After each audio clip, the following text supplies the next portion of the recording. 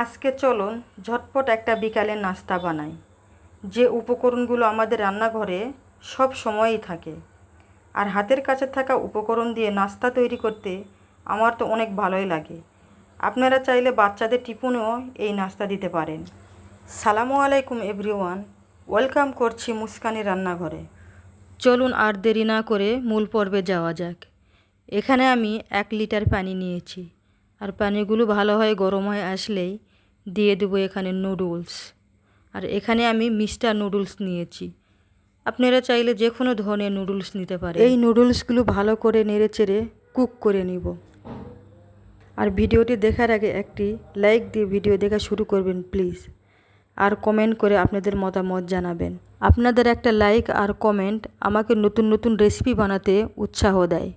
আর এইদিকে আমার নুডলস সিদ্ধ হয়ে গেছে। একটি স্টেমিনারে নিয়ে পানি ঝরিয়ে নিব আর ঠান্ডা করে নেব।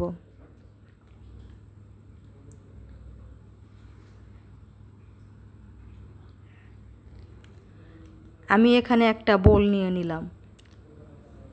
এবার দিয়ে দিব সিদ্ধ করা নুডলস, আর দিয়ে দেব আলু, যা আমি আগের থেকে সিদ্ধ করে ম্যাশ করে নিয়েছিলাম। আর নিয়ে নিব পাউরুটি। এখানে আমি 2টি পাউরুটির স্লাইস নিয়েছি। এইভাবে ছোট ছোট করে কেটে দিয়ে দেব। আর এখানে কিছু মশলা অ্যাড করে দিব। এ পর্যায়ে নিয়ে নিয়েছি কাঁচামরিচ কুচি, 2টি পেঁয়াজ কুচি আর ধনেপাতা কুচি।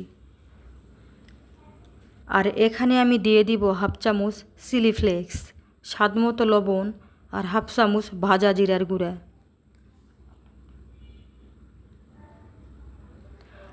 আর ওই পর্যায়ে দিয়ে দিব নুডলসের মশলা। তারপর সব উপকরণগুলো ভালো করে মাখিয়ে নিচ্ছি। আমার এই মিশ্রণের সাথে 2 পিস পাউরুটি লেগেছে। আপনারা চাইলে আলুর পরিমাণ একটু কমিয়ে পাউরুটির পরিমাণ বাড়িয়ে নিতে পারেন। এখন আমার মিশ্রণগুলো মাখানো হয়ে গেছে। এখন হচ্ছে আমি একটা চপিং বোর্ডে রান্না রেগুলার তেল নিয়ে নিলাম। আর নিয়ে নিব নাস্তার মিশ্রণ। আর এভাবে হাত দিয়ে চেপে চেপে লম্বা শেপ করে নিব। তো আপনারা দেখতেই পাচ্ছেন কিভাবে শেপ দিয়ে নিচ্ছি। একটা ছুরির সাহায্যে নাস্তাগুলো কেটে নিব। এই নাস্তার সাথে আপনারা চাইলে চিকেন কিমাও দিয়ে দিতে পারে, যা খেতে আরও দারুণ স্বাদ লাগবে। আমার নাস্তাগুলো কেটে নেওয়া হয়ে গেছে। এখন হচ্ছে আমি এইগুলো ব্রেড ক্রামে কোট করে নেব। তার জন্য একটা বাটিতে 3 টেবিল চামচ ময়দা দিয়ে দিলাম, আর অল্প অল্প করে পানি দিয়ে ভালো করে মিশ্রণটি তৈরি করে নেব।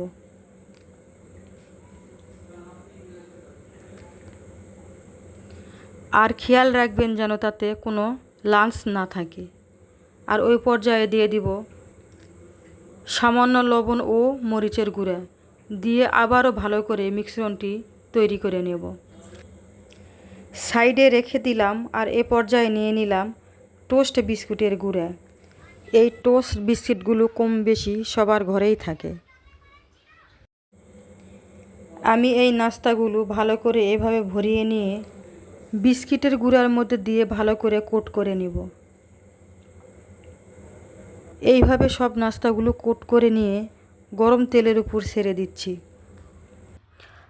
প্রথমে তেলটিকে মিডিয়াম আঁচে গরম করে নিয়ে ওই পর্যায়ে চুলার আঁচ কমিয়ে দিয়ে সব নাস্তাগুলো দিয়ে দিতে হবে। আর যদি চুলার আঁচ বাড়ানো থাকে তাহলে একটা পাশ তাড়াতাড়ি হয়ে যাচ্ছে আর বাকিগুলো ভালো করে কুক হচ্ছে না। আর যে কোনো কিছু ফ্রাই করার সময় একটু ধৈর্য নিয়েই ফ্রাই করতে হয়। আর তা না হলে উপর থেকে কালার চলে এসেছে আর ভিতর থেকে ভালো মতো কুকই হয়নি।